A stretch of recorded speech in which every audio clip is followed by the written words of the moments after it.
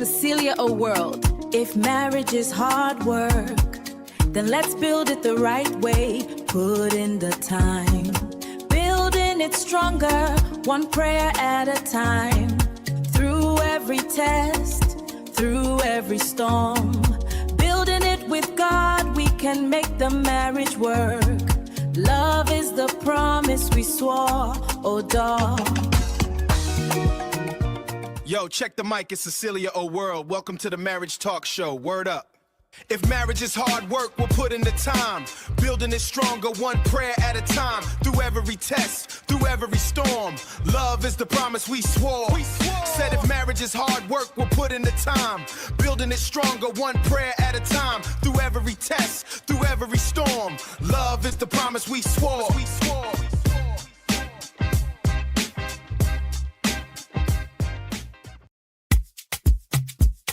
Welcome to Cecelia, a world marriage talk show, everyone. Come gather around. Where marriage wisdom can always be found. Love and commitment, walking hand in hand.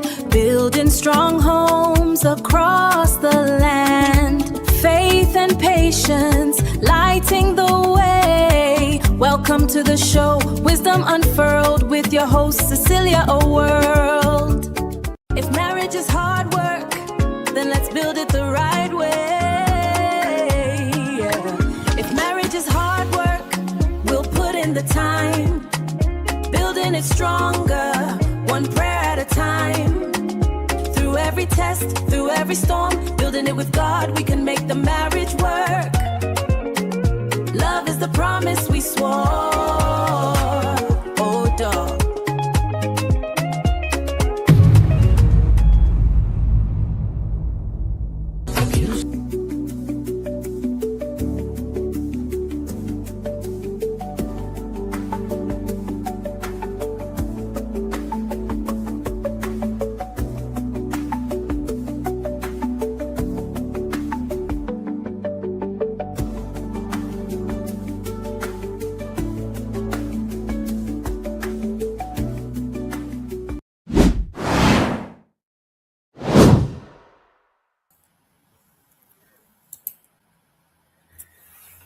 Hello, everyone.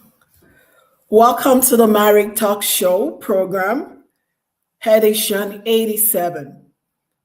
We're so glad and happy that you join us on the Marriage Talk Show program today.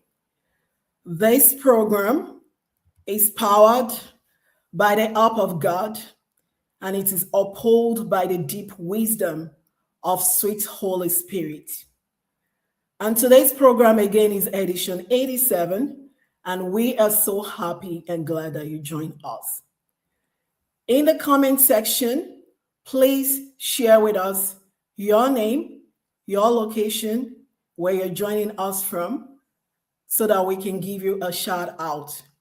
And also, we will be giving out free airtime to everyone that joined us on the program today from Nigeria, West Africa. So we're happy and glad that you're joining us today. Let us know your name, your phone number, and we'll be giving you a free airtime at the end of today's show. And I am so glad and happy that you joined me on the program today. I'm still your guest. Your host on the program, Cecelia Oluwaseun. And I'm joining you live from Iceland today. Not from the comfort of my home. And I'm so happy that I'm here with you today. And today on the program, we have another powerful, important topic that we will be looking at. We will be looking at another fundamental truth that actually affects all marriages across the globe. And this conversation today we will be having is another sensitive eye-opener that can help couples to do marriage right. So I'm so glad and happy that you joined me today. Today, we will be talking about the power of communication in marriage, how this can affect marriage and make marriage difficult if not done correctly. Please sit back, relax, and let's dive in. I know many people want a blissful marriage, but yet they fail to understand the basic tools that makes marriage work. And today we will be talking about communication, the power of communication in marriage. And our goal on this program is two. The first one is to help married couples to build a strong, successful marriage through the word of wisdom that we share on this program and to ensure that they remain married. And the second goal is to help singles out there to choose right while learning through the deep wealth of wisdom that we share on this program. And today on the program, I am honored to have with me a true child of the Most High God, a teacher, a mentor, a counselor, a well known marriage expert and relationship coach, a spiritual father to many, as our guest speaker on the program today. And he will be sharing his deep wealth of wisdom with us to change lives. Please, everyone, help me to welcome onto this program Pastor Benjamin Agbo, all the way from Arizona in United States of America. Please help me welcome him in the comment section today. Welcome on the program, sir. How Thank are you you. doing? I am doing very well. Thank you so much. I'm pleased to be here. Can you Thank hear you, me sir. very well? Yeah, we can hear you very well. How is Pastor Shea doing and the family too? He's doing very well. The family is also doing very well. Yes, I am Thank you. excited. Thank you so much, sir, for joining us on the program today. And don't mind my camera. I don't know what is going on. I'm It's actually okay. doing this from Iceland, but I know that the program must continue. And we Absolutely. thank God that you're joining us today. Yeah. Our viewers at home, they are really, really excited to have you on the program today.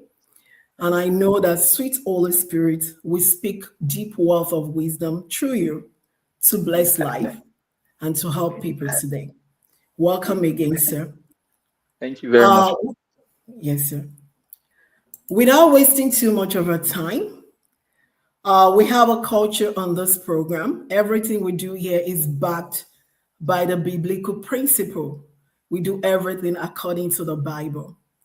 So, to help us dive in, sir, we would like to know from your own perspective what you think marriage is all about according to the Bible. Over to you, sir, and welcome again on the program. Thank you. Thank you so much, Ma. God bless you for having this show. I think we need more of this. I think that we can't get enough of godly marriage platforms where we can dissect this issue on marriage, get back to the roots, and be Yes. that platform that starts, a return back to Bethel kind of scenario where no matter how much the media, the secular media has pushed another narrative, there should be a place where if people want to know what the mind of scripture is, that there's a platform where they can come and they are sure to hear the mind of God. And I want to commend you, ma. Yes. I really want to Thank you. commend you. Thank I appreciate your doggedness, your insistence on this show. And for those that do not know that you are in Iceland, and it's different from where your comfort zone, you just touch it down and you have to put things together to make sure that the people still get the word. God bless you, you. ma'am. The Lord sees our, Yes. your sacrifice, and I know He will Yes. reward you mightily in Jesus' name. I also want to Amen. celebrate every consistent listener of this show. I know you have been blessed. Thank you for liking. Thank you for sharing. Thank you for Yes. inviting other people. God bless you all. God bless you. I want you to know that you're going to be blessed today. It's going to be a lovely time in God's presence. I'm sure you're going to be blessed. And so the Yes. question that mommy just asked us, it's a question that we should never forget. Marriage is God's idea. So the only one who is, should I say, the only one who is licensed to define marriage is still God. That's the simple truth. The only one licensed to define marriage. to talk about marriage is the one who created marriage. And so when we talk about marriage, marriage is an institution between a male man and a female. I'm saying man, I'm using male man, female, because the world we are in, people can distort things if you're not very clear. I want to believe Yes. those people are not here, but in case anyone is listening, our stance is still the stance of the Bible. He created them male and female. He created them male and female. And so marriage is an institution between a man and a woman coming together, living and cleaving together, making a vow before God and before God's people, helping each other fulfill purpose, working hand to hand with each other, you know. So, so just for a short, man, because before we dive deep into this topic, Yes. that is marriage between a man and a woman. I hope that clears a lot of things on the background first. Wow. Thank you so much, sir, for laying that foundation and taking us back to the Bible, back to the owner and the author of marriage, letting us understand that marriage is God ordained. And we Yes, can't do marriage without the owner involved in the marriage. And also for helping us to lay the foundation that marriage is between a male hmm, adult and a female adult, not yes, between a man and a man, not between a not, woman and a woman, no, not between human being and animals. not And at all. thank you for that, sir. We really appreciate that. God bless you, sir. And that Amen. leads us to the first question on today's program, sir. Um, so the topic today is about communication. Yes. And we would like to know, sir, if communication is truly important and necessary in marriage. And if that is the case, is it true that we can be communicating right or we can be communicating wrong? Like, is it true that we have a bad communication and a true communication? I And understand. if so, what is communication in marriage? What does it entail, Thank you. sir? Thank you very much for the question. The topic on communication in marriage is a very broad topic. Very broad topic, which I want to say this just as a way to start. For everyone listening to me, I am sure you are here because you want to learn. You want to be better. Yes. You want to know maybe one more thing that you still do not know. And I always say this. If you remember the story of the rich young ruler in the Bible said this man came to Jesus and then he asked Jesus, "Good teacher, what must I do to inherit eternal life?" Jesus said, "You know the law, do them." He said, "All these I have done from my youth." He was talking to Jesus, the truth. And he said, "All these I have done from my youth." You need to know how many commandments there are. It's a lot. And he said, "All these I have done."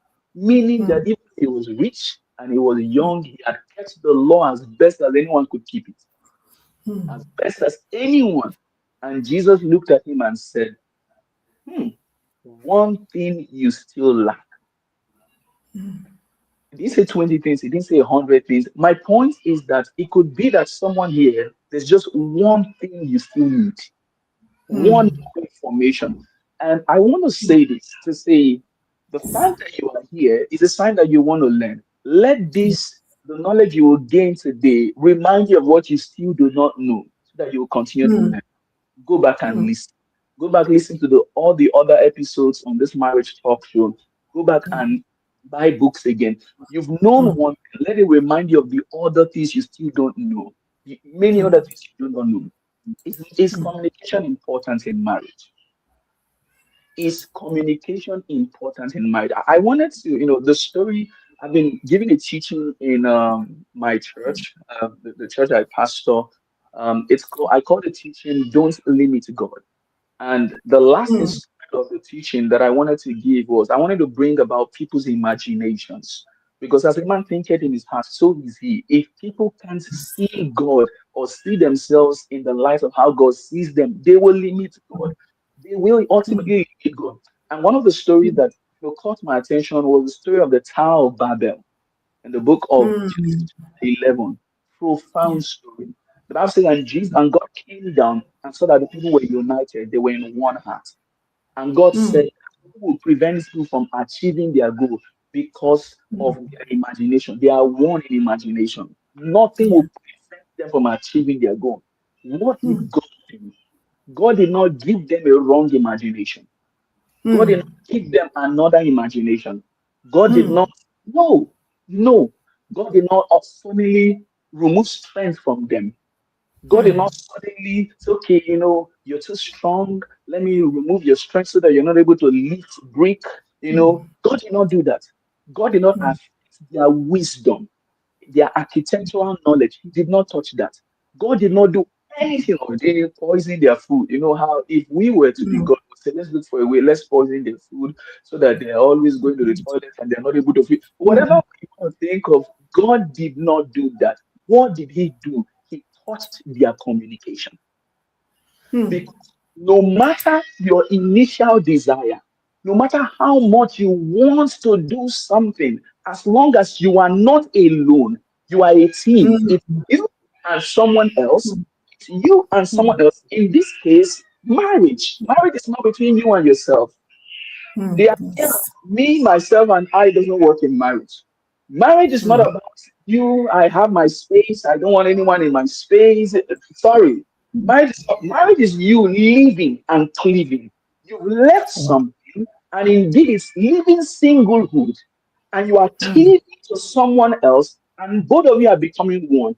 All of who you were is now being merged into someone else. Your space is now our space. Their space is now our space. There is a goal in mind. We want to fulfill a purpose in God. Two are better than one. We should be better. We should do more. We want to chase 10,000. All of Yes. these initial desire. We want to raise godly children. We want to populate Yes. the world with godly children. So many great Yes. things marriage has to offer. If Satan also wants to hinder that desire, he won't touch the desire. You still want a godly marriage. He won't touch the strength. You will still be working. I am cooking as much as I can cook. I am taking care of the home as much as I can. I am doing all that is humanly possible. I am doing all. Satan won't touch that. What Satan will touch also is communication. Just like God also touched the communication in the Tower of Babel. Touch that. Give a stone, the person wouldn't understand. Clean up, the person wouldn't understand. Now, in the case of the Tower of Babel, right, it was difference in language, but nonetheless, it was error in communication. In marriage case, the worst part is when, although I understand you, although I hear you, although I know what you're saying, we are still not communicating.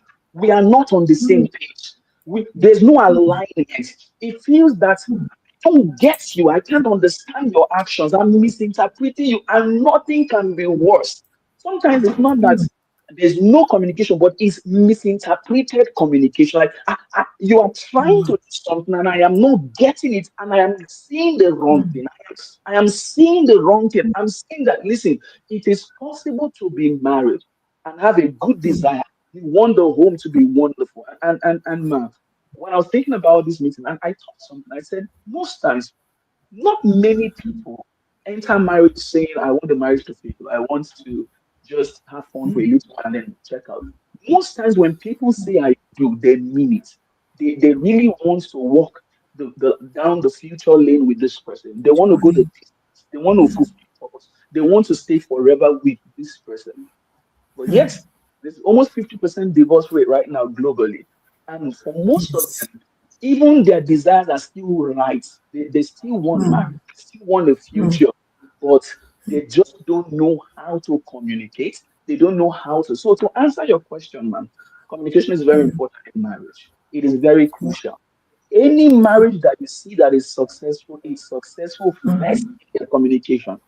The success in marriage is actually a success in their effective communication before it becomes a success in other aspects. Because if I am doing something and you are misinterpreting it, number one, you're feeling like I'm not doing what I'm supposed to do. You are offended. Yes. Number two, I feel that my actions are not seen. I am offended. Number three, I feel my actions are misinterpreted, I am offended. And so, what was meant to be a noble thing that I started can be turned around completely and it will become a point of contention. So, if you were to talk to me, I would say, I did XYZ for them. I went all out for them, and yet they did not notice, and yet they did this, they did that. If you were to talk to the other person, they'll say, they didn't understand me. I didn't want them to do this. My point is that even though you're speaking the same language, communication was missing. So, what is communication in marriage? Communication in marriage is both giving and receiving interpretation, just as both of you wanted it to be. United in, so what I'm passing across is what I wanted you to receive, and what you are receiving is what I wanted to pass across. Nothing happened in chance. It wasn't misconstrued, it wasn't adulterated, it wasn't, filtered through another lens. It wasn't, I don't know if you understand me. There's so much, like I said, communication is so broad that let me, so that questions, I'm sure other things will come out of them. Go into other question. Thank you so much, sir, for laying that powerful foundation to let us understand that communication is key when it comes to marriage. And communication begots the powerful verse in the Bible when God says that, can two work together except they agree? Thank you for bringing us back to the Bible and helping us understand the importance of communication, how this is key, and also for opening our eyes to understand that, yes, we can have a bad communication and we can have a good communication. It's not all communication that is good. We need to know what we're doing because communication can go either way, good or right. Thank you, sir, for that powerful insight. And that leads me to my second question, sir. Yes, ma'am.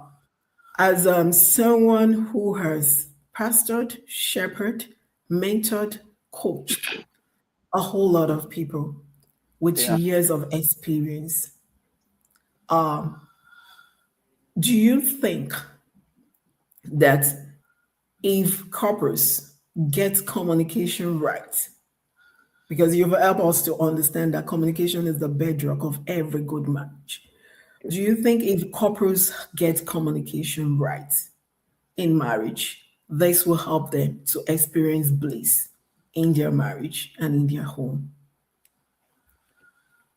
Good question. If couples get communication right, will that help them to experience bliss in their marriage? The answer is absolutely, absolutely, absolutely. Um, Marriage is comprised of different segments. There is sex in marriage. There is finances in marriage. There are in-laws in marriage. There are gender differences in marriage. There are cultural differences in marriage. There are many aspects of marriage that we can look at individually. Just pick one. So, what makes marriage, blissful in its entirety is that everything is functional, not just a few things functional. Some people say you can't have it all. No, you can have it all. You can have it all. You can. You can. God didn't create this great institution so that you will enjoy some and then, no, no, refuse that. If there's an aspect where you are not having the best of it, that's just a tell that you need to invest more time in that aspect and learn more. You can have it all. You should have it all. And so, does communication make that entirety blissful? It's communication that actually makes those subsets to be very, very important. It's communication. Let me use, for example, let's use sex, for example. Now, men want sex for a different reason compared to how what women want sex for. That's the simple truth. Now, women, sex for them is more than the act. It's more than the act. It's the entirety. It's before the day, the things, how they feel about it, the emotional connection they want to feel. For men, sex is the act itself. Sex is the act. Now, now that's a difference wired into those different gender by God. You need to know this. People need to know this. God is deliberate in making them male and female. Now the word God is and a lot of people are watching the games, and viewerships are going up. People are learning more about soccer or football, as Yes. the case may be. Now, those the people don't. They are 11, 10 players, one goalkeeper. Not two people play the same position. Everyone has a different position they play. There's a striker, there are wingers, there are midfielders, Yes. there are defenders, there's a goalkeeper. They don't play the same position. Their difference is not the problem.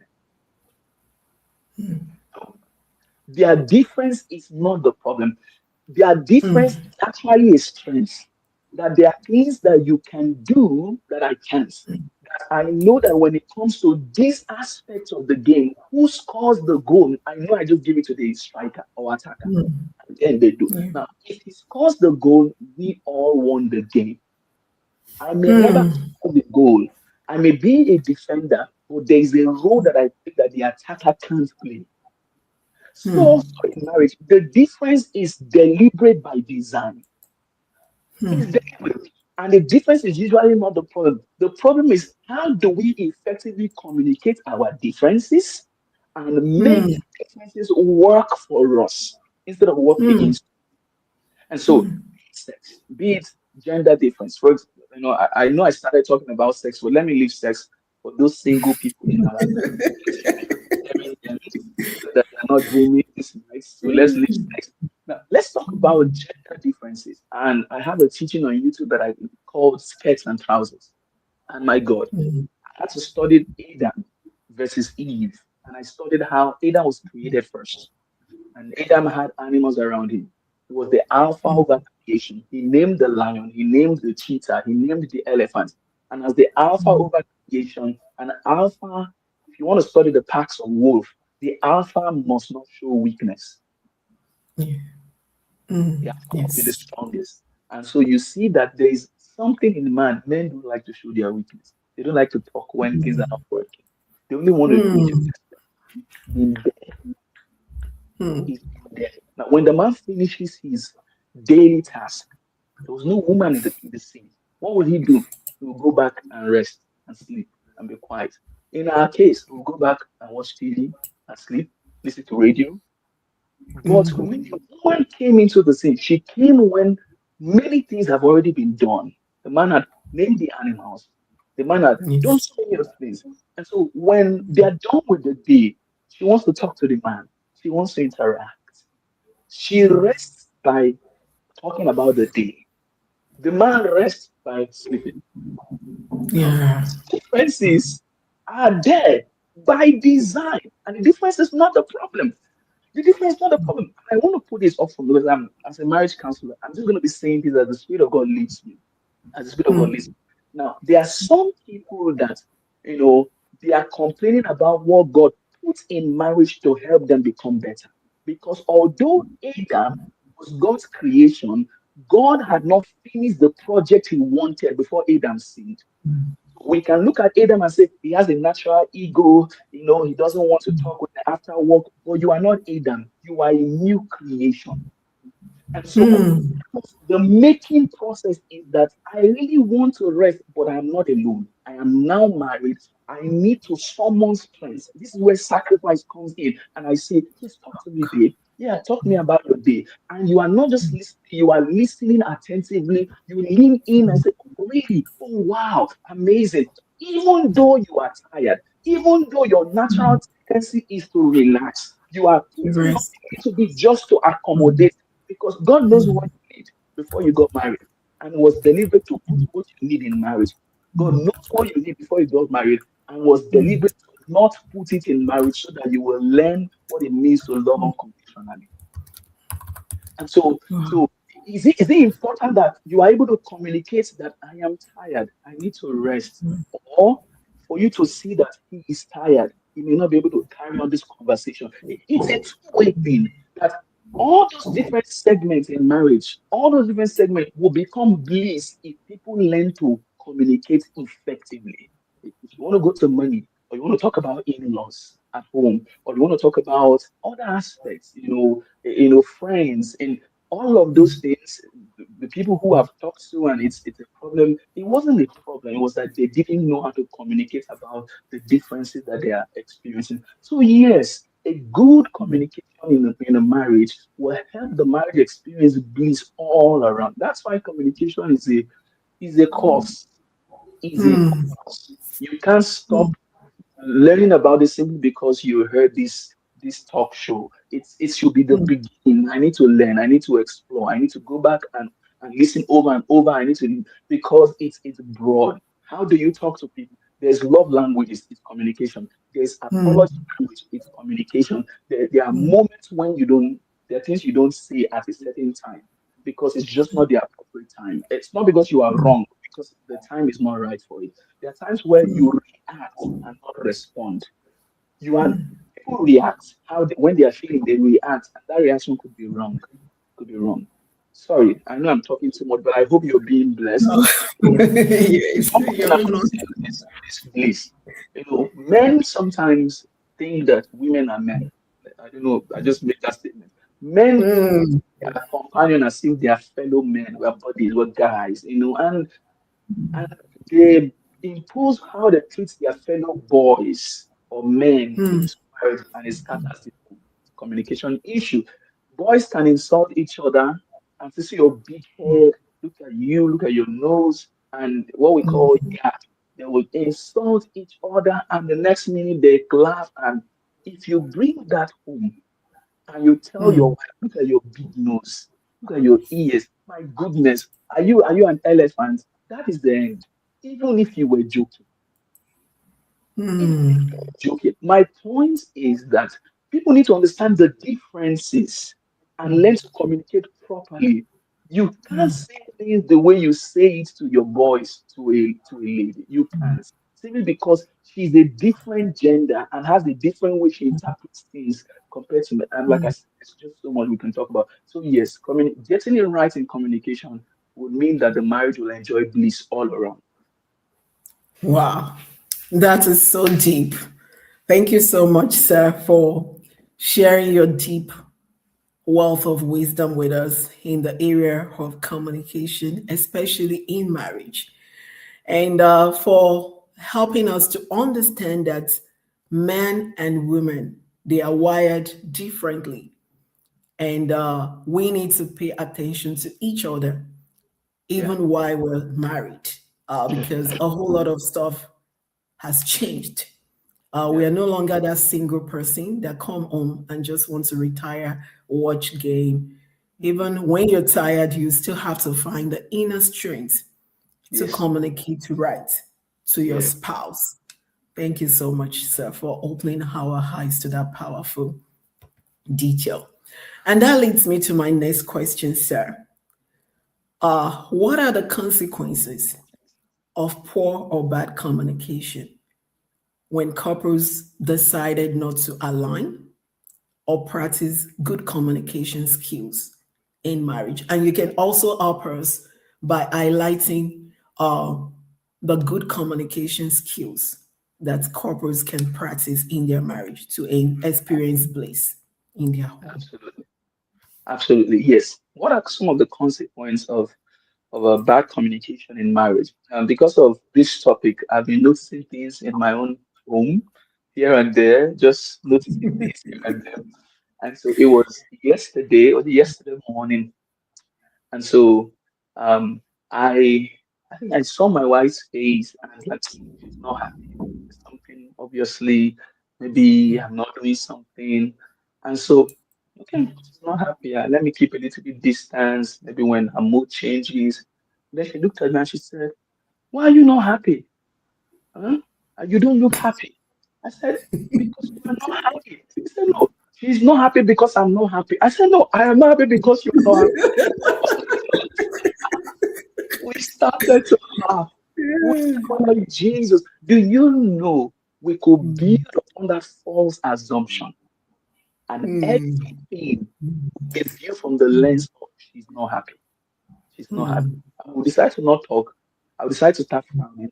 And if we had not said, why are you not happy? What's going on? If we had not communicated, the whole day could have been lost in gloom. because of bad communication. There is nothing as painful as your good actions being misinterpreted. It is painful, especially to someone you love, so you have high expectations for. When your good actions are not understood, it hurts. It somewhere within it burns. It burns. If you had not done anything, it would have been better. But now you went out and did all of this, all of that, and then it was misinterpreted. It hurts. And so, consequence of poor or bad communication is that number one, everything you do will be neglected. The marriage, the marriage, there's no peace. There's no peace. No peace in the home. So you will see that even though you are trying, it's not observed, it's not appreciated, it's not recognized. Even though you are doing all, let me use an example. Example of someone, I'll use my home because we're growing, we're learning, we're growing, we're growing. Now, as a marriage counselor, there are things we've learned. I've learned about gender differences. Like women tend to only see what is left, what is yet undone, compared to what has been done. So if women come into the room, they're only looking at the things that are not yet arranged and not the things that have been arranged. And it's by design. Like I said, Adam and Eve. Eve came when most of the things were already done. So she's not impressed by the things that were done. She's looking at the things that are yet to be done. Because that's what she thinks. So that's a way a woman thinks. And so there's a time that I went to church, I led prayers, I did this, I did that. That day I was the one that led congregational prayer in church. A long period of time. I did this, I did that, I did a lot of things that day. I was proud of myself. I've extended myself. Now I've said, you didn't do this well. And although it was good critique that will help me become better, I was fighting accepting that correction simply because I felt, didn't she notice the so many other things that I did well? Didn't she notice the so many other things? Why is it the thing that I didn't do well that she's pointing out? But then I told myself, but you've learned that that's how women talk. That women tend to say things that if I had not learned that that's how women talk, that communication would have been would have led to a lot. There was another time when, some things happen in marriage where, my wife made a statement like, women in general, they'll make things like, you don't care about me, you don't love me. And as a man, my head starts to speak because I start to think about 2 years ago, 3 years ago, 4 years ago, last month, last week. Remember, I did this, I did that, I did this, I did that, I did that, I did that. And everything, my blood is boiling because how could she forget? How could she forget? I did that. Oh, you think I don't care? You think I don't do this? You think I don't do that? My point is that, and then I caught myself. I said, no, the woman says those kinds of things because she's currently feeling that way. And she has a way of projecting the whole feeling as how she has always felt. In that moment, what I did wasn't, I didn't argue. I didn't come to defend her. I just went and I gave her a hug and I said, sorry. Now, I don't know. If I had not done that, it could have fallen apart. That would have been a major, if we are communicated wrongly, it could have led to so many other things. And that's what many women have suffered. It wasn't irreparable. They just did not know how to communicate their differences. And it kept cascading. It's like building on rocky foundation. It kept sweeping it under the rock, sweeping it under the rock. A day would come where there's no more space. And so you see them with the words for irreconcilable difference. Differences. They can't trace where it fell apart. They've been sweeping so many things. So yes, bad communication will affect the marriage. It will definitely affect the marriage. So what are some good communication? Like some tips. We often advise single people listen with your 2 ears wide open. Good advice now. Number one, please make sure it's a friend you're married to. Be friends. When you can be naked and unashamed, and I'm not mean physical nakedness, as soon as you can be yourself, you can gist, you can talk, and oh my goodness, you can be free, you can be yourself, you can be yourself. Because one of the levels of good communication in marriage is small talks. Learn to have small talks. Hey, hi, how are you? How are you? How are you today? How's work? How's everything going? Well done. How far? As casual as it is, it goes a long way. It goes a long way. But small talks may not still be enough, but that's a layer. Have small talks. Have small talks. Have you seen the weather? Weather is bad. Weather is bad. Outside is so bad. The snow is snowing. Like, my goodness, my goodness. You don't need a mug in this place. The snow will just freeze the cups. Just something casual and funny and something. You need those moments. That's number one. Number two, small talks. You need to progress to when more than small talk, meaningful talks. That's when people talk about quality conversations, like not just how are you, to be what is going on. Because some people may just say, "Oh, I'm fine," and that could just be a response for a small talk. But meaningful, in-depth conversation about how are you, how is your day, and this is it. There is an aspect communication involves both giving and receiving of information. So the giver, the receiver of the information, two entities.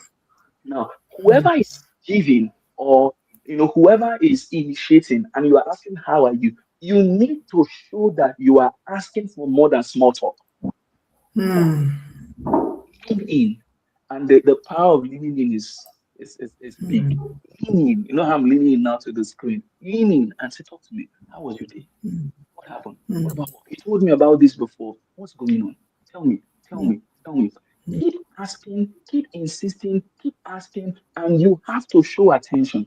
And for some people, when they are talking to you and you're with your phone like this, you're with your phone, it tells them that your mind is divided. Now, maybe your mind is not divided, but the actions suggest it. Some people, that conversation involves putting the phone down, pausing the TV, pausing the radio, whatever the case may be. You look at the person and say, "Oh, yes, my day was this." It shows in-depth, meaningful conversations. It shows that you are really interested in what is about to be said. It shows so. So now, number one, I said small talk. Number two, I say in-depth slash quality conversations. They help in the communication at home. Number three, people must understand that it is okay that you have a difference in opinion. We are two different people. We don't think alike. I shouldn't expect that you say yes. You're not a yes man. You're not a yes man. You're not a yes woman. You are there to challenge my thoughts. You are there to help me become better. And sometimes, not sometimes, it is very, very okay for you to have a difference in opinion. The difference in opinion should not make me feel that my idea is rubbish. Oh, no, it's just part of the process of being in a relationship or married with someone else. So everyone must know that they have the liberty to have a different opinion. If you know that you have the liberty to have a different opinion, it affects the communication. So you can say no and it will not affect dinner. You can say, "Oh, no, no, no, I don't think that's the best idea," and it will not affect dinner. Number four, Number four, because let me just be mentioning good communication. Good communication. Number four, people need to understand when to talk and how to talk. And how to talk. When to talk and how to talk. Now, as a counselor, there's an issue that we dealt with where a woman was asking for the newest iPhone when they were just about to have sex. Now, it's a legitimate concern, but the husband immediately interpreted it as payment for sex. I mean, you're my wife. Should I don't know if you understand. Like, that is not the right time to bring that conversation up. That's not the right time.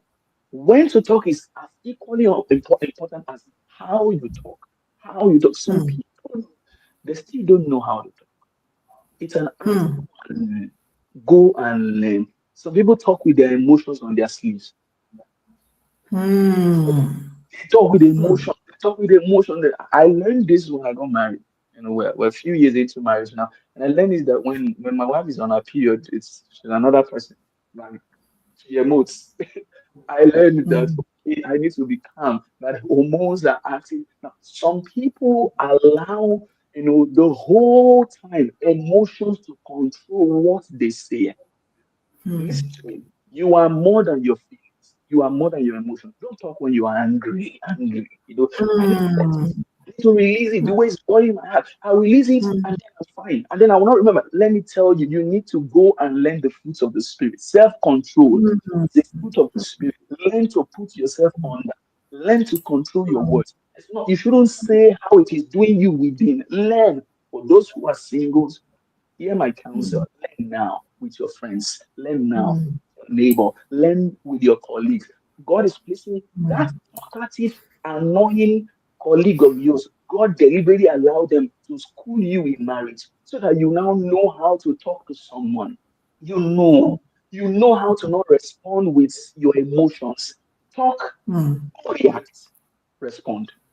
Reaction is just an impulse. Response is when you've thought about it, calculated your words, and you've presented it in a way that your emotions are out of it. Let me stop it. I know time is fast. Thank you so much, sir. You've actually said a whole lot. Thank you for helping us, the married, and also for helping the singles out there to learn what good communication entails, and for opening our eyes to know that it is not the way you feel it when you're Mm, in marriage that you should talk, and no. you don't let your what you see run the way you think. Yes, Instead, ask questions before things go haywire. Thank you for absolutely. that powerful, deep wealth of wisdom, sir. And that leads me to my next question before we round up. Yes, ma'am. Um, I think I'm going to merge this together because of our time. I know that a whole lot of people are married and they are struggling with communication. You will hear couples say, she doesn't listen. You will hear the husband, the wife say, he doesn't listen. Yeah. And things, yeah, goes back and forth, back and forth, back and forth. And some people are even afraid to even start a communication with their spouse because they will tell you straight that I know where this is going to land. Mm, How can couples do better to facilitate good and mutual communication? How can they help their spouses to listen to them so that they can communicate? Because we've learned that communication is bedrock. You can't just live in the same house with somebody without communicating. You have a marriage to run together, a family, a company. The marriage is a company. You need to talk on daily basis absolutely. and we need to speak the right thing. How can we work together to make sure that this that God has handed over to us, we drive it to the promised land? Absolutely. So I know this is for people who are married. Let me just say this to those who are single. They'll need it when they get married. Then I'll address those of us who are already married and perhaps maybe you're having one or two issues getting heard and getting understood. So for those who are single, it's very important that you marry someone who is willing to learn, who is Hmm. teachable. Now they may be great, but no one knows it all yet. That is someone that you are open, you're willing to explore, to learn what you still do not know. It's key. It's very important because when people may think that they've mastered the art of communication until they get married, and then they realize that it's a different ball game. And if they are not willing to say, okay, I thought I mastered this, let me learn. If they are not willing to learn, they're not teachable, it becomes a hard thing. And then we pastors, it's just a lot to deal with. If they're not willing to learn, what can you do? A tank that is full cannot be, nothing new can be poured into. If you don't feel that I still need something, what can you do? Now, for those who are now married, this thing helped. What I did when we got married, and I'm glad I did this. There's a day that I called my wife randomly. I told her to see that. She looked at me. I told her, I said, listen to me. I want you to know that I love you. I'm grateful that we are married. I will never do anything to hurt you. I will never do anything to hurt you. If I do anything and I say anything and it hurts you, I want you to know that it wasn't intentional because I just didn't know better. I want you to talk to me. The reason why I said that was because in the future, I will not, I don't know everything. We're learning, we're getting to know each other. You may be 10 years in marriage and something may happen and a different aspect of your spouse will come up and you may not understand and you may unintentionally step on their toes. And it's important that they know that you stepping on their toes wasn't intentional. It was because you didn't know better. So they can be free to talk and say, you stepped on my toes so that you don't do it again. Not that you intentionally did it. Now, for those who are married, how can you help when you don't feel you listen to? First of all, you need to establish that I have your best interest at heart. If the other person don't believe, if they don't believe you care for them, they won't want to listen to anything you are saying.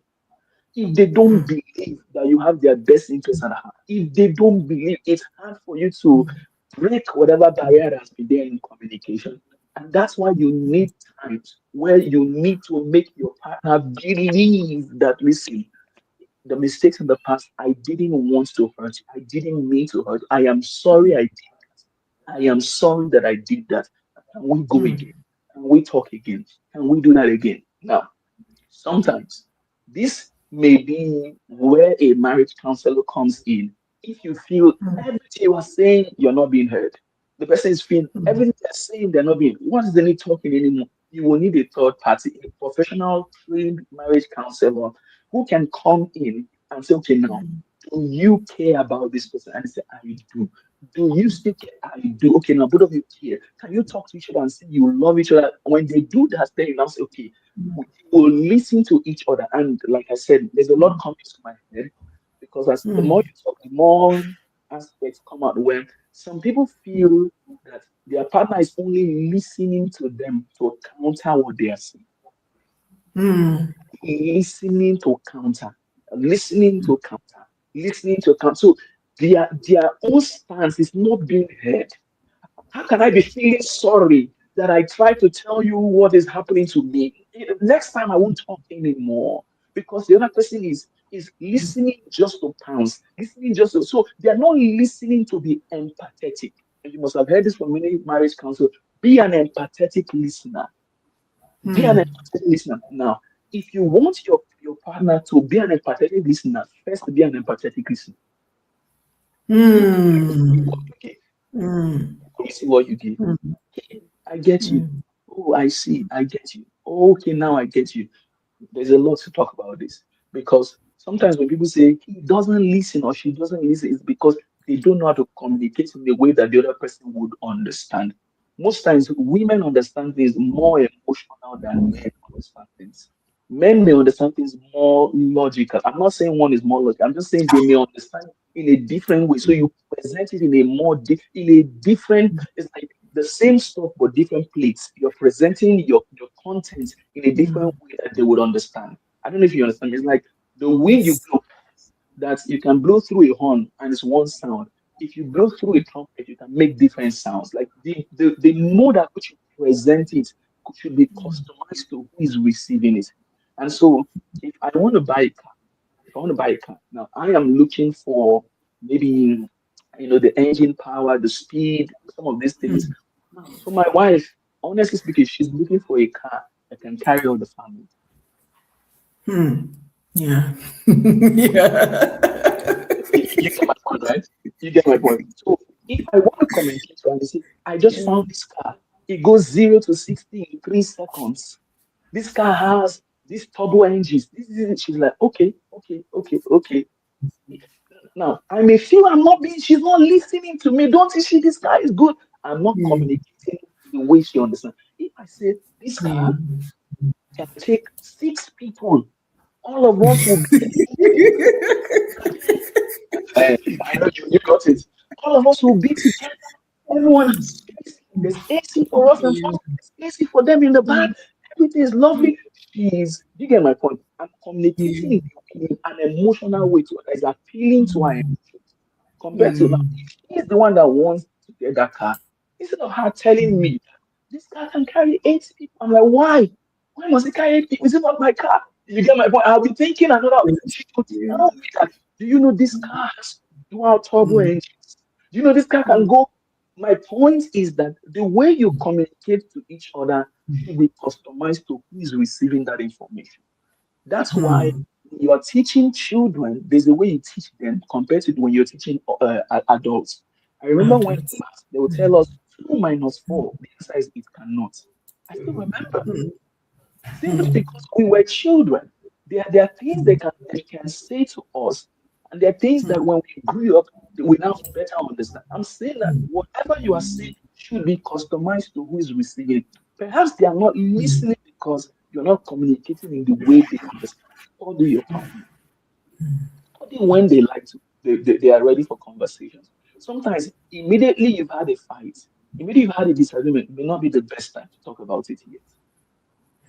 Sometimes allow the walls to come down and the whatever to diffuse. Allow everyone, there's no more. That's the best time to talk. So that you are not reacting. You are responding. I'm just saying. So when you feel he's not listening at that point, his ears are still up. His defenses are still high. He still wants to prove I am not wrong. I am not wrong. Allow time, a few hours, maybe even sleeping over it. Although me and my wife, we told ourselves we'll never sleep over any disagreement. We want to address it because we don't want to find us in disagreements because I know the power of agreement in marriage. But I'm just saying, maybe a little bit of time and space when the defenses are down, it's a time to now talk about it more appropriately and sometimes demand an apology in a more appropriate fashion. So many things. So many things. But yes, let me stop there. Wow. Thank you so much, sir, for that powerful, deep wealth of wisdom. You've actually helped us to understand that we need to communicate at the right time and we need to communicate right. Talking from the other person's view, not from your own view. Because when you do that in marriage, you're just speaking for yourself and you will cause more chaos and Yeah. uproar. Thank you so much. And for being practical with us, uh, giving so many examples. This is how I do it. This is how I do it. That makes it more relatable to people on the show. Thank you so much, sir. I have two more questions for you. I know we are on 1 hour max, but I do have two more questions for you, which are very, very important. The first question before the last, sir. Let us imagine that you have group of singles people in front of you, maybe in the hall with you, and they're looking up to you, sir. We want to marry, we want to do it right. What will be one wisdom nugget that you will give to these people to do marriage right? Mm. So that they don't become their marriage don't become a chaos, so that they don't become a burden to their sisters, relatives, bringing issue back and forth to them. Yes. There are many things I would say, but because you asked for one, Yes. Yeah, you can go ahead. You can go ahead, sir. many things to look out for. Oh my God, there's no end to it. There's so many things to look out for. But I think all the things that I would have said is summed up in this one that I want to say. And please, I hope you take it seriously. So if you're single, you know how they used to tell us in school, do your ear like this, those kinds of things. I want you to listen. I want you to listen. You can only do what you know. You can only do as much as you know. Go for knowledge. Go for knowledge. When I wanted to, I was trying to marry my wife, and then she was a pastor already. I wasn't a pastor then, and she had all these people she was submitted to, and one of them, Apostle Muyiwa back in the day. So he's my spiritual father right now. I had to talk to her people, like because her emotions may already have clouded her judgment. So she didn't want to. So she wanted me to talk to her people. They would see things that perhaps she's not seeing about me. So I remember I was first time I spoke to him. I said, "Hey, how are you?" I said, "I'm fine." He said, "All right, talk to me. How do you know she's the one?" So it was a random, sudden question. So I told him that, I mean, I'm a scientist by profession. I have masters in chemical engineering and all. I did 4 years at PhD. Anyways, and I said, I told him that the truth is that if I ask someone, go into a house and I want you to find radio random P3DT, you don't know what radio random P3DT is. Most people don't. You have to be a scientist in my field to know what I'm talking about. So, and you know it's in the house. So you will start. You enter the house, you search the living room, you're looking for a label that has radio random P3DT. That's what a smart person would do. You didn't find it there, you go to the bedroom, you go to the kitchen, you go to the bathroom. Now, if I now say radio random P3DT is a perishable item, I don't expect you to now go to the bedroom to look under the No. mattress. I expect you to go to the kitchen. I Fridge. expect you to go to the the more you know about what you are looking for, the easier it is when you see it, you know what it is. So, the more you go for knowledge, the more you know about what godliness is, because I could say it's the person a Christian, you need to learn more because more than being a Christian, there are different variations now. There are different variations of Christianity. So people that believe going to church once in a year, there are people and they call themselves Christians. There are many variations. You need to know. The more you know about this God, about what marriage is. And when I say go for knowledge, I'm leaving it broad. Go for knowledge about marriage. Learn communication. Make sure you don't miss any marriage talk show. Make sure you are learning as well. Read books. Listen to teachings. Go get counseling. Learn and learn and learn. There is no end to you learning. As a single person, how do I know if she's the one? Learn about it. How do I know if he's serious? Learn about it. How do I know how to navigate this long distance relationship? Go and learn. Jesus, the words of the bridegroom in Matthew 20, saw the 10 virgins. So those who did not have their oil, go to them that sell and buy. Go and learn. There are those that have that oil. There are those that they've already made the mistakes. You don't have to make them again. Go and learn. Some of you will not spend money to buy books. I'm telling you, you're not doing yourself well. Some of you will not listen. You need to go and learn. If mommy Cecilia decides to have a paid session, please go for it. You buy it, the Bible says, and sell it not. You need to learn. So every single person, there's a church that I know that you can't say I'm ready for marriage until you read about 6 or 7 books.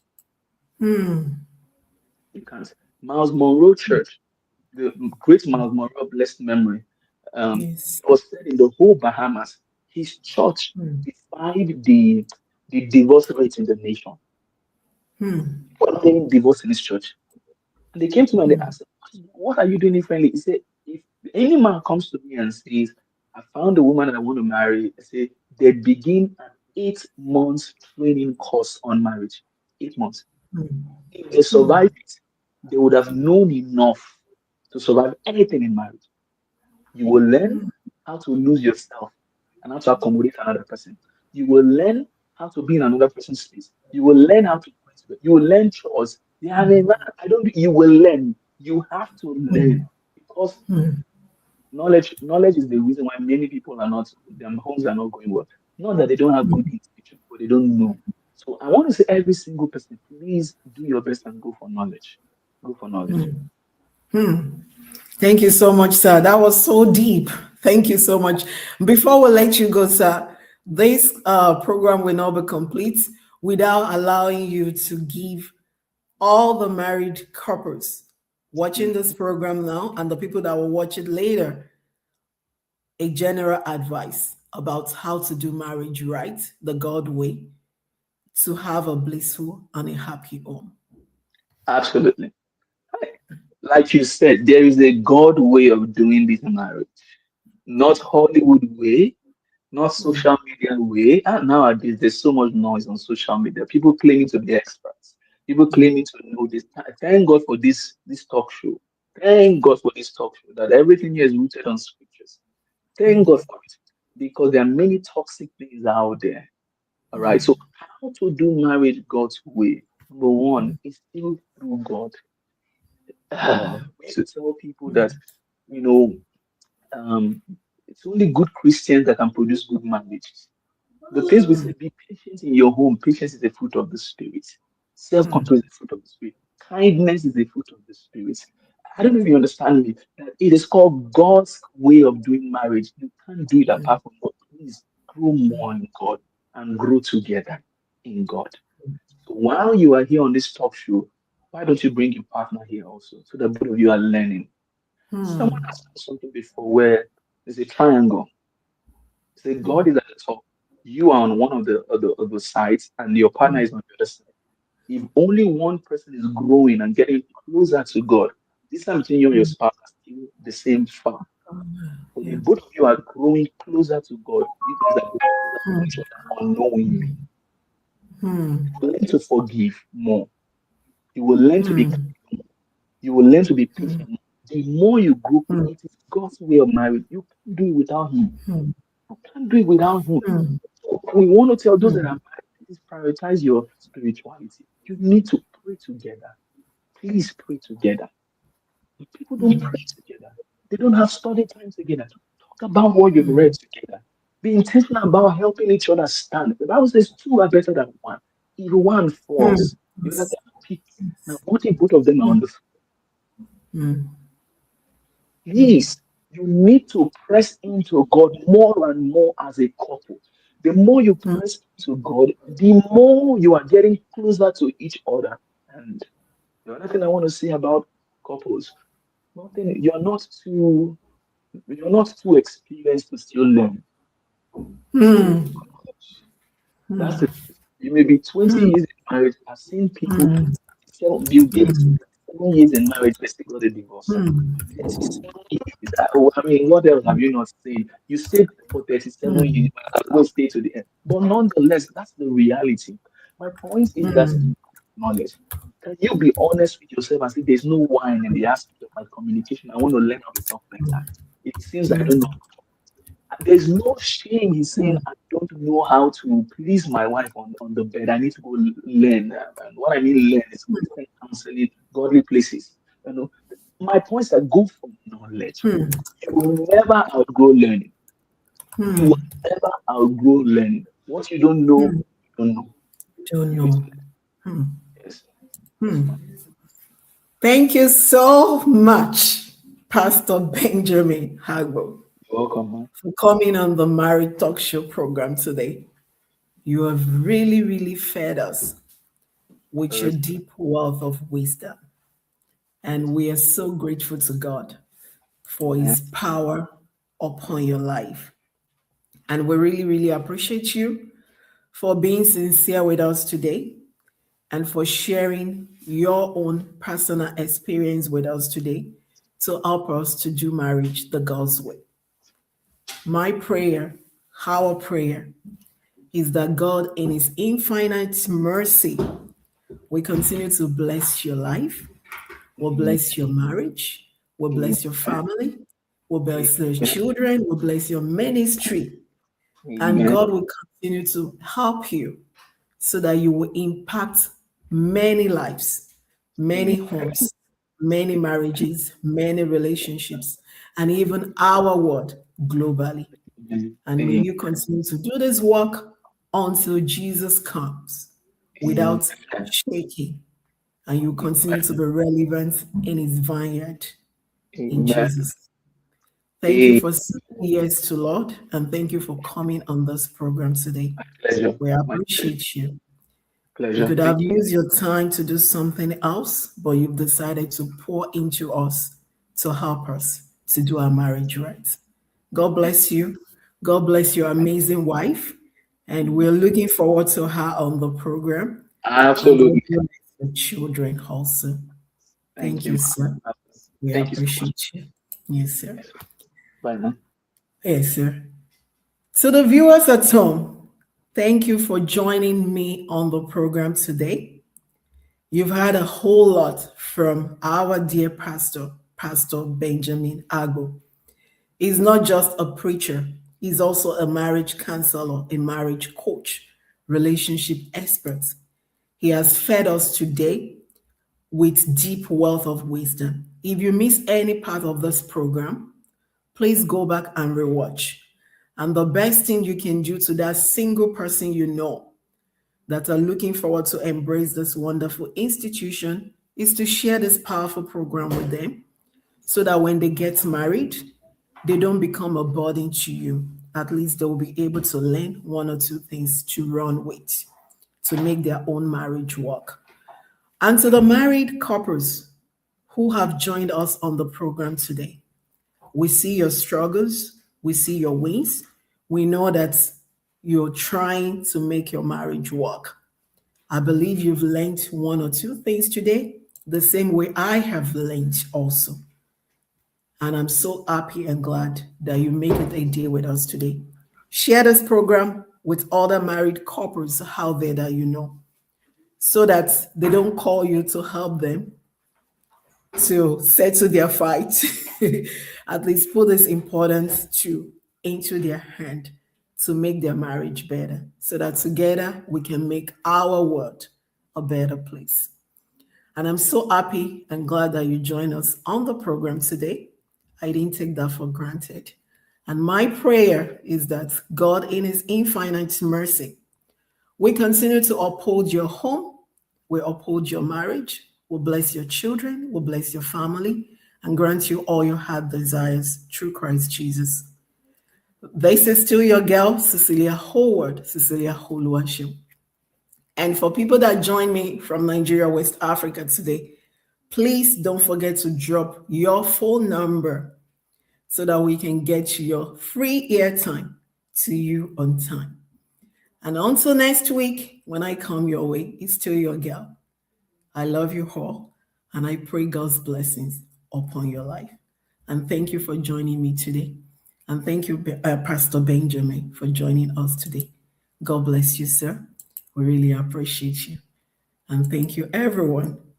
And here we will be ending the program. And thank you all. God bless you. Thank you. Yo, check the mic. It's Cecelia World. Welcome to the Marriage Talk Show. Word up. If marriage is hard work, we'll put in the time. Building it stronger, one prayer at a time. Through every test, through every storm. Love is the promise we swore. Said if marriage is hard work, we'll put in the time. Building it stronger, one prayer at a time. Through every test, through every storm. Love is the promise we swore.